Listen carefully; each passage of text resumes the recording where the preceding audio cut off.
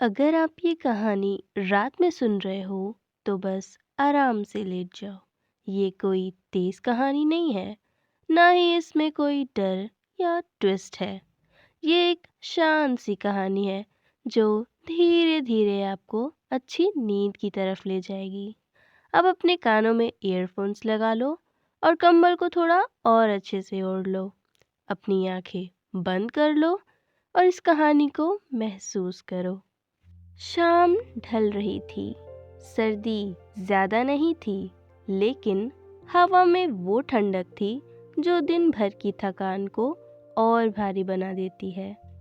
Bus stop पर पीली सी light जल रही थी जो ठीक से रोशनी भी नहीं दे रही थी।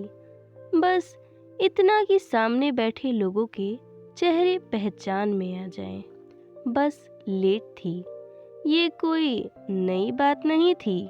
स्टॉप पर 5-6 लोग थे। कोई मोबाइल में घुसा था, कोई चाय के छोटे कुल्हड़ को दोनों हाथों से पकड़कर सुड़क रहा था और कोई बस की तरफ बार बार देख रहा था, जैसे देखने से वो जल्दी आ जाएगी। वहीं बेंच के एक कोने पर नैना बैठी थी, कंधों पर दुपट्टा ढीला सा, हाथ में एक पुराना सा बैग और आंखों में वो थकान जो सिर्फ शरीर की नहीं होती। वो शहर में नई नहीं थी, पर अपनापन अब भी महसूस नहीं होता था। नैना एक प्राइवेट स्कूल में पढ़ाती थी। तनख्वाह ठीक ठाक थी, काम ज़्यादा था और घर घर तो बस नाम का था। अचानक किसी ने पास आकर बैठते हुए हल्की आवाज़ की, यहाँ बैठना ठीक रहेगा? नैना ने सिर उठाकर देखा। करीब 30-32 साल का आदमी था। सादे कपड़े, चेहरे पर ना कोई खास मुस्कान, ना कोई उदासी, बस एक सीधापन। हाँ, बैठ जाइए, उसने हल्की आवाज में कहा। कुछ पल तक दोनों चुप रहे। बस स्टॉप की चुप्पी बड़ी अजीब होती है। वो पूरी तरह खामोश भी नहीं होती और शोरगुल भी नहीं करती। पास से गुजरती गाड़ियों की आवाज, दूर कहीं किसी दुकान का रेडियो और लोगों की अधूरी बातें।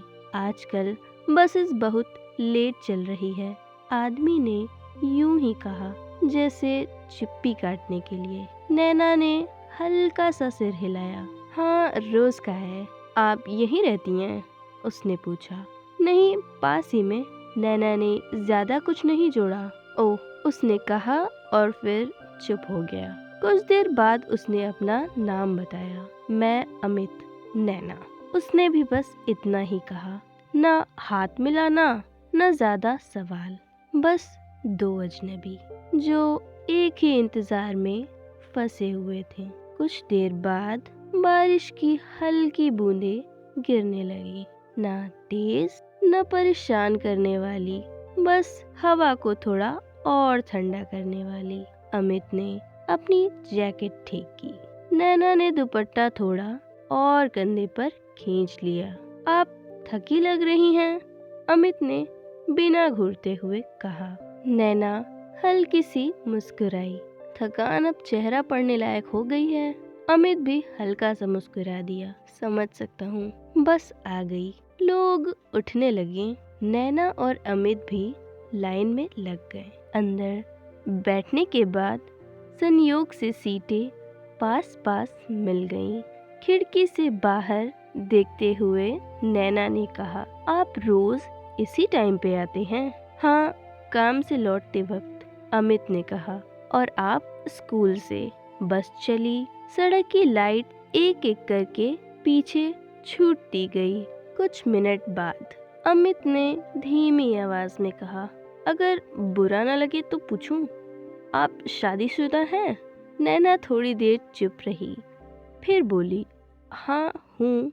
आवाज में ना खुशी थी ना दुख, बस एक स्वीकार। ओह, अमित ने सिर हिलाया। मैं भी। फिर दोनों चुप। लेकिन इस बार चुप्पी अजीब नहीं थी। अगले कुछ दिनों तक वो मुलाकातें रोज होने लगी। बस स्टॉप वाली बेंच, वही पीली लाइट, धीरे धीरे बातें पड़ने लगी, काम की, शहर की और कभी कभी मौसम की। नैना ज्यादा नहीं बोलती थी, अमित भी कम ही बोलता था। एक दिन बारिश ज्यादा हो गई, बस बहुत देर से आई, लोग जा चुके थे। बस स्टॉप पर वहीं दोनों रह गए थे। नैना ने अचानक कहा, आपकी शादी कैसे हुई थी? अमित ने थोड़ी देर सोचा, फिर बोला, मजबूरी में। घर में हालात ऐसे थे, उसने कहा। आपकी? नैना ने गहरी सांस ली। मेरी भी। फिर जैसे बांध टूट गया। उसने बताया कैसे कॉलेज के बाद नौकरी मिली, कैसे घर में बोझ समझी जाने लगी, कैसे कहा गया लड़की ज़्यादा पढ़ लिख जाए तो संभालना मुश्किल हो जाता है। शादी तय हो गई। पूछा नहीं गया, मैंने मना नहीं किया, नैना बोली। पर दिल से हाँ भी नहीं कहा। अमित चुपचाप सुनता रहा। अब? उसने धीरे से पूछा। अब निभा रही हूँ, नैना ने कहा।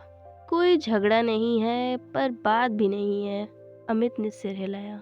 कभी कभी शांति भी भारी लगती है। नैना ने पहली बार उसकी तरफ देखकर मुस्कुराया। हाँ, बस आ गई। पर उस दिन दोनों के मन में कुछ बदल चुका था। अमित चौंका नहीं, बस बोला, अच्छा है। हाँ, नैना ने कहा, शायद जरूरी है। उस दिन दोनों ज्यादा नहीं बोले। आखिरी बस आई। उतरते वक्त अमित ने कहा, आपसे मिलकर हल्का लगा।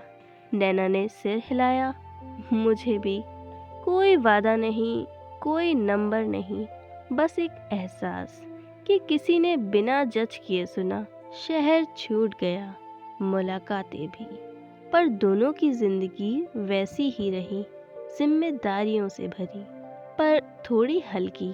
कभी कभी शांत रातों में दोनों को वो बस स्टॉप याद आता, और उस याद के साथ नींद थोड़ी आसानी से आ जाती, क्योंकि हर मजबूरी दुख नहीं होता।